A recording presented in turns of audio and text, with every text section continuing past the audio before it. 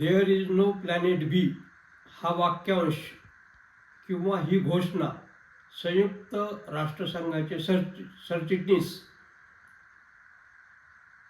यांनी दिलेली आहे. बान की मून. ही घोषणा देण्याची गरज का पडली? कारण जगभर वसुंधरा बचावची मोहीम सुरू झाली. आपला ग्रह हा संकटात सापडलेला आहे व विनाशाच्या मार्गावर आहे, म्हणून ही घोषणा देण्याची गरज पडली.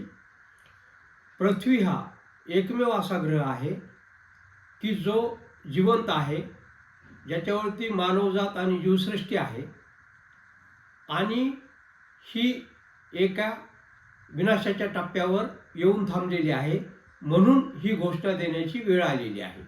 याचा मुख्य हेतू जगातील लोकांचं लक्ष वेधणे हे आहे. परंतु ही वेळ का आली? कारण मानवाचा उपभोग हा पृथ्वीच्या पुनर्निर्माण क्षमतेपेक्षा अधिक झालेला आहे. म्हणजेच मानवजात ही कडेलोटाकडे चाललेली आहे. आज मानवी उपभोग 1.5 पृथ्वी एवढा आहे व 2035 पर्यंत मानवजातीला 2 पृथ्वीची गरज आहे उपभोगासाठी. तर मग दुसरी पृथ्वी कुठून आणणार? त्यासाठी ही जी मानवी उपभोग आहे, हा उपभोग निर्माण होण्याचं किंवा याच्या पाठीमागं काय कारणे आहेत? मानवाने आर्थिक वाढ ही संकल्पना स्वीकारल्यामुळं दुसऱ्या महायुद्धानंतर जगातील सर्व राष्ट्रांनी आर्थिक वाढ करण्याचं ध्येय ठेवलं. आर्थिक वाढ करण्यासाठी नैसर्गिक साधनसामुग्री, तंत्रज्ञान व ऊर्जा साधने लागतात व त्यातून वस्तू व सेवाची निर्मिती होते व त्या देशाच्या विकासाचा दर्जा किंवा श्रेणी ठरवली जाते. परंतु तेल, कोळसा आणि वायू याच्या वापरामुळे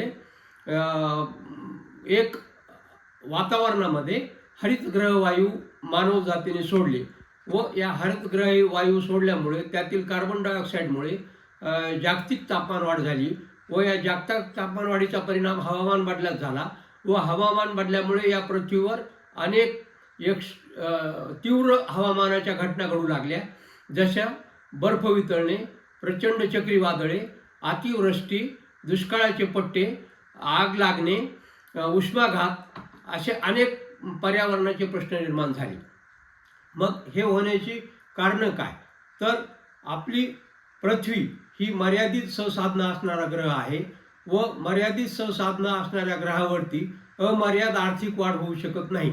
आणि मग पर्यावरणीय प्रणाली आणि आर्थिक प्रणाली याच्यात संघर्ष निर्माण होऊन ही आपण स्वीकारलेली एक आर्थिक व्यवस्था ही कोलमडण्याची शक्यता असते व ती लवकरच जागतिक पातळीवर कोलमडण्याची शक्यता निर्माण झालेली आहे. पण या जागतिक तापमान वाढीमुळे मानवी जीवन किंवा मानवासहित इतर जीवसृष्टी संपण्याच्या मार्गावर आहे व हे जर थांबवलं नाही तर लवकरच आपला जिवंत ग्रह हा मृत होऊ शकतो. या गरजेपोटी वसुंधरा वाचवण्याची मोहीम जगभर राबवण्यासाठी हा घोषणा देण्याची गरज पडली. आज जवळपास आपण सर्व परिसंस्था नष्ट करीत चाललेलो आहोत. ही पृथ्वीवर 9 ग्रहीय मर्यादा आहेत, त्यापैकी आपण 6 ग्रहीय मर्यादा ओढलेल्या आहेत व आपण न परतीच्या मार्गावर आहोत. म्हणजेच आपण कडेलोटाकडे चाललेलो आहोत. आणि हे सगळं लोकांच्या तीव्रतेने लक्षात आणून देण्यासाठी देअर इज नो प्लॅनेट ही घोषणा दिली गेलेली आहे.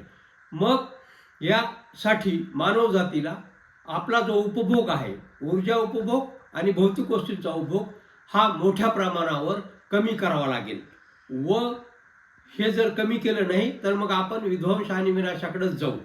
आपला जो उपभोग आहे ते एका पृथ्वीच्या पुनर्निर्माण क्षमतेच्या मर्यादेतच ठेवावं लागेल व अनेक आपल्या जसे मागं अनेक पिढ्या होऊन गेल्या तशा पुढच्या पिढीलाही या पृथ्वीवरच्या नैसर्गिक साधनसामुग्री आणि ऊर्जाच्या साधनावर त्यांना हक्क त्यांचा आहे ही जाणीव ठेवून आपल्याला पृथ्वी वाचवण्याची गरज आहे. आणि यासाठीची घोषणा जास्तीत जास्त तीव्र करण्याची गरज आहे.